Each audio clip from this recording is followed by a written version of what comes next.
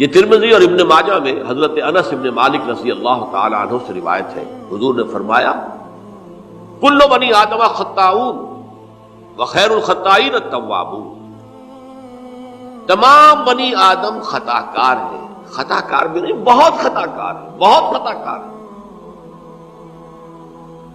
لیکن ان خطا کاروں میں بہتر لوگ وہ ہیں جو خوب توبہ کرتے ہیں، غلطی ہو گئی توبہ کرتے ہیں۔ اور ایک اور حدیث میں آپ کو بتاؤں گا کہ یہ نہیں ہے کہ پھر کبھی وہ غلطی نہ ہو، اس وقت آپ یہ لگا لیں اپنے اوپر یہ کام میں نے نہیں کرنا، اور ایک دفعہ وہ کام چھوڑ دیں تو توبہ ہو گئی۔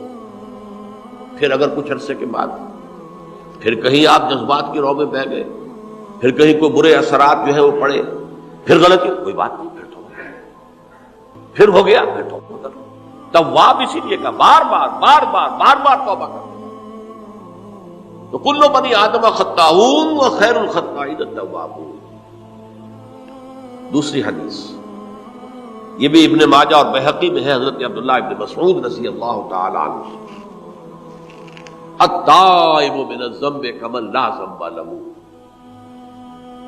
گناہ سے توبہ کرنے والا ایسے ہے جیسے اس نے کبھی گناہ کیا ہی نہیں۔ دھل جاتی ہے، تختی دھل گئی، بچے نے تختی لکھی تھی اس کو دھو دیا، ختم ہو گئی۔ ایک حدیث تو پڑھ کر میں بھی چونکا، یہ اصل میں اسلوب ہے بیان کا، بتانے کے لیے کہ تمہارے دلوں کے اندر مایوسی کا غلبہ نہ ہو جائے۔ مایوس اصل میں جو ہے مایوسی یہ ابلیسیت ہے، نوٹ کر لیجیے اس کو۔ مایوسی ابلیسیت کا عکس ہے۔ مبلس کہتے کسے؟ جو مایوس ہو گیا۔ ابلیس سب سے بڑھ کر مایوس جو ہے وہ ابلیس ہے، اسے معلوم ہے میرا چھٹکارا تو نہیں ہے، لہذا میں جتنوں کو اپنے ساتھ لے کر جہنم میں جھونک دوں یہی میری کمائی ہے، میں نے تو بچنا نہیں۔ تو ابلیس کہتی ہے اس کو جو انتہائی مایوس، مبلس، جو رحمت خدا بندی سے مایوس ہو چکا۔ اب اس کو دور کرنے کے لیے حدیث سنیے، اور یہ حدیث مسلم شریف کی ہے، صحیحین کے اندر، حضرت ابو ہریرہ سے۔ حضور فرماتے ہیں والذی نفسی بیدہ، قسم ہے اس ذات کی جس کے ہاتھ میں میری جان ہے، لو لم تذنبوا، اگر تم لوگ گناہ نہ کرتے، لذهب اللہ بکم، تو اللہ تعالیٰ تمہیں لے جاتا کہیں اور، وَلَجَاءَ بِقَوْمٍ يُذْنِبُونَ، اور پھر کسی ایسی مخلوق کو پیدا کرتا ہے جو گناہ کرتے، فَيَسْتَغْفِرُوا اللَّهَ، اور پھر وہ اللہ سے استغفار کرتے اور توبہ کرتے، فَيَغْفِرُ لَهُمْ، اور اللہ تعالیٰ انہیں معاف کر دیتا۔ اسی سے ملتی جلتی ایک حدیث ہے، یہ امام احمد اور امام بہقی لائے ہیں، اور اس کے راوی حضرت علی ہے رضی اللہ تعالی عنہ۔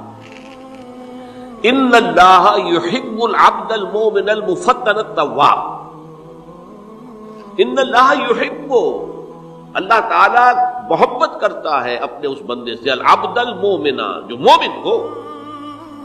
اس کی ایک اور بڑی پیاری حدیث آئے گی، المفتن التواب، جو بہت فتنوں میں مبتلا ہو جاتا ہو اور پھر بہت توبہ کرتا ہو، مفتن التواب، لیکن ساتھ ہی پلٹتا ہو، رجوع کرتا ہو، پھر اللہ کے حضور میں حاضر ہوتا ہو، پھر معافی مانگتا ہو۔ اللہ تعالیٰ کو اپنا ایسا بندہ بہت پسند ہے۔ اب میں کچھ اور حدیثیں آپ کو سنا رہا ہوں۔ توبہ کا دروازہ دو اعتبارات سے کہا گیا ہے کہ ایک وقت آنے پر بند ہو جاتا ہے۔ ایک حدیث کے تو الفاظوں میں نوٹ کر کے نہیں لایا ہوں کہ اللہ تعالیٰ نے توبہ کا ایک دروازہ اتنا چوڑا کھلا رکھا ہوا ہے کہ جس کو عبور کرنا جو ہے وہ سال ہا سال میں ممکن ہو، اور یہ بند نہیں ہوتا جب تک کہ سورج مغرب سے طلوع نہ ہو جائے۔ یہ قیامت کی جو آخری، قریب قیامت کی جو آخری نشانیاں ہیں ان میں سے وہی حدیث میں آپ کو سنا رہا ہوں، عن ابی ہریرہ رضی اللہ تعالی عنہ، اور یہ مسلم شریف کی روایت ہے، من تاب قبل ان تطلع الشمس من مغربها تاب اللہ علیہ، سورج کے مغرب سے طلوع ہونے سے قبل تک جو لوگ توبہ کریں گے اللہ تعالیٰ ان کی توبہ قبول کریں گے. البتہ جب وہ قیامت کی وہ نشانی ظاہر ہو جائے کہ سورج مغرب سے طلوع ہو رہا ہے، اب دروازہ توبہ کا بند ہے. اب اس کے بعد اگر توبہ کوئی کرتا ہے تو اللہ تعالیٰ اس کی توبہ کو قبول نہیں کرے گا. یہ تو اجتماعی سطح پر ہوئی. انفرادی سطح پر ان عبداللہ ابن عمر رضی اللہ تعالی عنہما عن النبی صلی اللہ علیہ وسلم قال ان اللہ عز وجل یقبل توبۃ العبد ما لم یغرغر. یہ ترمذی میں ہے حضرت عبداللہ ابن عمر رضی اللہ تعالی عنہما سے کہ اللہ تعالیٰ اپنے بندے کی توبہ قبول کرتا ہے جب تک کہ وہ جسے ہم کہتے ہیں گھنگرو نہ بولنے لگے حلق کے اندر، جبکہ نزع عالم نزع ہو اور جان جو ہے وہ آتا پھر یہاں اٹکتی ہے، تو اس وقت تک دروازہ کھلا ہے توبہ. لیکن جب یہ شکل ہو گئی تو دروازہ بند ہے. یہ انفرادی سطح پر ہو گیا. جب آپ کے موت کے آثار اتنے واضح ہو گئے کہ اب جا رہے ہیں، اب توبہ کریں گے تو توبہ قبول نہیں ہوگی. اجتماعی سطح پر جب قیامت جو ہے اس کی وہ گھڑی آ گئی کہ سورج مغرب سے طلوع ہو گیا، اب توبہ کا دروازہ بند. ایک اور حدیث ہے جو میں نے بہت مرتبہ اس کا ترجمہ تو آپ کو بہت دفعہ سنایا ہے، آج میں چاہتا ہوں اس کو پورے متن کے ساتھ آپ کے سامنے رکھوں. یہ حضرت انس بن مالک رضی اللہ تعالی عنہ سے مروی روایت ہے جو حضور کے خادم خاص تھے، اور یہ متفق علیہ بھی ہے، یعنی بخاری میں بھی ہے، مسلم میں بھی ہے، لیکن تھوڑا سا فرق ہے الفاظ کا. تو جو مسلم شریف کی روایت ہے اس کے الفاظ کیا ہیں؟ للہ اشد فرحا بتوبۃ عبدہ حین یتوب الیہ. جان لو اللہ تعالیٰ کو زیادہ خوشی ہوتی ہے اپنے کسی گناہ گار بندے کی توبہ سے جبکہ وہ توبہ کرتا ہے. کس سے زیادہ ہوتی ہے؟ اب اس کی ایک تمثیل دی. من احدکم، ایک ایسے شخص سے بھی زیادہ بڑھ کر خوشی ہوتی ہے کان علی راحلتہ بارض الفلات، کہ جو بہت ہی دور دراز کے اور سنسان علاقے میں سفر کر رہا تھا. فانتحرفت منہ، اس کی سواری جو ہے گم ہو گئی. وعلیہا طعامہ وشرابہ، اسی پر اس کا کھانا بھی تھا اور پانی بھی تھا. اونٹنی پر سفر کر رہا تھا، اسی پر ہوتا ہے راحلہ جو ہے راستے کا سامان. اچانک کہیں بیٹھا ہے تھوڑی دیر کے لیے سستانے کے لیے، کہیں اونگ آ گئی اور اونٹنی صاحبہ غائب ہو گئی. اب آنکھ کھلی اور اس نے دیکھا. فَأَيَّسَ مِنْهَا، تلاش کر کر کے مایوس ہو گیا، کہیں اونٹنی کا سراغ نہیں. اب ظاہر بات ہے کسی صحرا میں یہ کیفیت، اس کا مطلب کیا ہے؟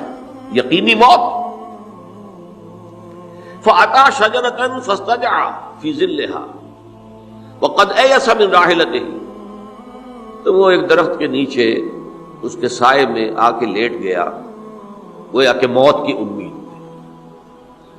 فَبَيْنَهُمَا وَهُوَ كَذَلِكَ إِذْ هُوَ بِهَا قَائِمَةٌ عِندَهُ، اس کی کہیں دوبارہ آنکھ لگی ہے، جو کھولا تو دیکھتا ہے اونٹنی تو موجود ہے، کھڑی ہے.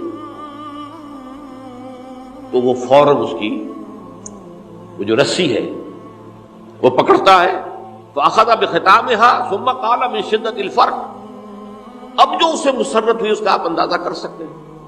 ایک یقینی موت کا معاملہ آ چکا تھا اور اچانک اللہ تعالیٰ نے وہ کھوئی ہوئی اونٹنی جو ہے وہ واپس دلا دی. تو وہ کہنا تو یہ چاہتا تھا اللہ تو میرا رب ہے، میں تیرا بندہ ہوں، لیکن جسے ہم کہتے ہیں کہ خوشی کی انتہا فرط مسرت میں ایسی زبان لڑکھڑائی، اس نے کہا اللہم انت عبدی وانا ربک، اے اللہ تو میرا بندہ ہے، میں تیرا رب ہوں. یہ کہنا ہے. یہ کیا ہے؟ فرط مسرت جسے آپ کہتے ہیں، خوشی کی انتہا، کہ جس میں انسان جو ہے اتنی بڑی خطا کر بیٹھتا ہے. اللہ کو اپنے کسی گناہ گار بندے کی توبہ سے اس سے بھی زیادہ خوشی